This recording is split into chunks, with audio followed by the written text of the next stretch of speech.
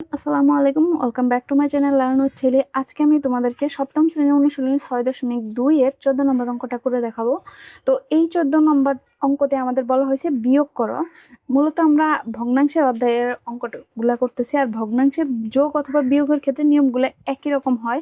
তো প্রথমত আমাদের ভগ্নাংশের যোগ বিয়োগের নিয়মের ক্ষেত্রে আমাদের হরগুলা লসাগু করতে হয়। যে ভগ্নাংশ দুইটা বিয়োগ করব অথবা যোগ করব, দুইটা অথবা দুইটার বেশি থাকলে হরগুলা নিয়ে আমি তাদের লসাগু বের করতে হবে। তো এইখানে এই যে একটা ভগ্নাংশ 2x/5a, এই যে উপরে 2x হচ্ছে এক্স হচ্ছে লব আর 5a হচ্ছে হর। এখানে 4y আর এখানে বাই 5a হচ্ছে হর আর 4y হচ্ছে লব।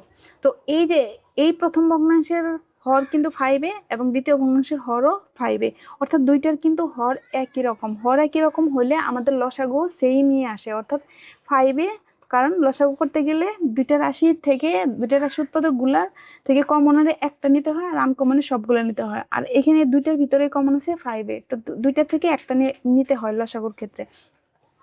তো এইটা গেল প্রথম স্টেপ। দ্বিতীয় স্টেপে আমাদের লসাগুকে হর দ্বারা ভাগ করতে হবে। তো লসাগু কোনটা? 5a কে 5a দ্বারা যদি ভাগ করো, 5a ভাগ 5a, 5 চলে যাবে, এ চলে যাবে, থাকবে কত? 1। এই যে ভাগফলটা থাকে, তৃতীয় স্টেপে গিয়ে আমি এই 1 দিয়ে যে ভাগফলটা আসবে সেই ভাগফল দিয়ে এই যে ভগ্নাংশের হর দ্বারা ভাগ করছিলাম ওই ভগ্নাংশের লবকে গুণ করতে হবে। অর্থাৎ 1 দিয়ে 2x-কে গুণ করলে 2x-ই হয়, মাইনাস সেমভাবে এই যে লসাগুটা আছে 5a থেকে 5a-কে এই 5a দ্বারা এই ভগ্নাংশের হর দ্বারা আমি ভাগ করলে কিন্তু 1-ই আসবে। তো এই 1 দ্বারা পরের স্টেপে গিয়ে কি করবো আমরা? এই যে লব আছে, লবকে গুণ করতে হয়। তার মানে এখানে 4y-কে 1 দ্বারা গুণ করলে 4y আসবে। তো এই অঙ্কটার ক্ষেত্রে দেখো, এক্সের থেকে আমরা এক্স বাদ দিতে পারবো, কারণ সদৃশ পদের থেকে আমরা সদৃশ পদ বিয়োগ করতে পারি কিংবা যোগ করতে পারি। তো এক্স এর সাথে এক্স যোগ করা যায়, ওয়াই এর সাথে ওয়াই যোগ করা যায়, এক্স থেকে ওয়াই বাদ দেওয়া যায় না। তার মানে এইটাই কিন্তু আমাদের অ্যান্সার।